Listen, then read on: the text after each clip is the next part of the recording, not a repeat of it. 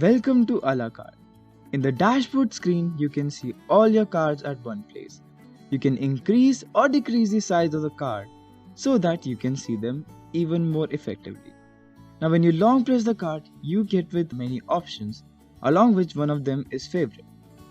You can click the card to know all its details. Now, when you long press the card, you also see the option of note. You can note anything so that you remember in future that for what or when you have received that card. Here you can write the note. Like for example, here the note is Great Hill Juice Manufacturer. Now I can use any word from here in future to search my card.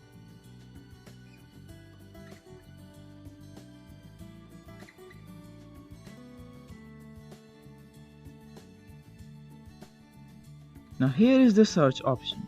You can search by name, workspace, profession, address, or even note. For example, here it is name. I have written Ravi and I have received a card which has the name of Dr. Ravi Sakhuja. Now I write juice, in note section I get my card.